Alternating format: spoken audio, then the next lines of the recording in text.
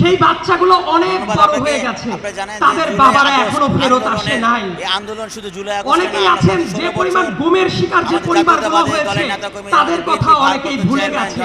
খুনের শিকার যারা হয়েছে, নির্মম বেদনায় নির্যাতনে নিষ্পেষিত যারা হয়ে গেছে তাদের কথা অনেকেই ভুলে গেছে। যারা জুলাই আগস্ট নিয়ে চেতনা নিয়ে আমি বিএনপির অ্যাক্টিং চেয়ারম্যান জনাব তারেক রহমানের কাছে একটা অনুরোধ করতে চাই, শুধুমাত্র এই জুলাই গণঅভ্যুত্থান না, হত্যা হয়েছে, বরং যারা হত্যা 2007 সাল থেকে শুরু করে পরবর্তী সময়ে দল মত নির্বিশেষে যারা গুমের শিকার হয়েছে, যারা খুনের শিকার হয়েছে, যারা নিপীড়নের শিকার হয়েছে, তাদের প্রত্যেকের জন্য আয়তায় আনতে হবে। যারা নিপীড়ন চালিয়েছে তাদের ন্যায় বিচার নিশ্চিত করার জন্য এই যে একটা গুরু দায়িত্ব, এই দায়িত্বটা আমার মনে হয় সার্বজনীনভাবে সামনে তদারকি করার দরকার আছে।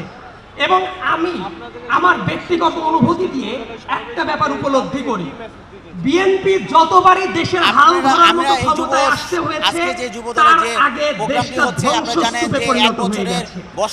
যেমন 75 পরবর্তী সময়ের কথা যদি বলি, 72 থেকে শুরু করে 75 সাল পর্যন্ত দেশের দুর্ভিক্ষ, দেশের গণতন্ত্রহীনতা, দেশের প্রত্যেকটা জায়গায় ব্যবসা বাণিজ্য থেকে শুরু করে যে মন্দ অবস্থা ছিল, সেই বাজে একটা অবস্থা থেকে উত্তরণের রাস্তা বিএনপি করতে হয়েছে শহীদ প্রেসিডেন্ট জিয়াউর রহমানের হাত ধরে। আজকে এই প্রোগ্রামে মেসেজ হলো আবার যে বেগম খালেদা জিয়া যখন দেশের দায়িত্ব নিয়েছেন, ঠিক তার আগে একই রকম একটা দুর্বিষহ টাইম গেছে ছোট আর একজন স্বৈরাচারের আমলে। আমি ছোট স্বৈরাচারের সাথে এই জন্যই বলি, তার কারণ আমরা যে দুর্বিষহ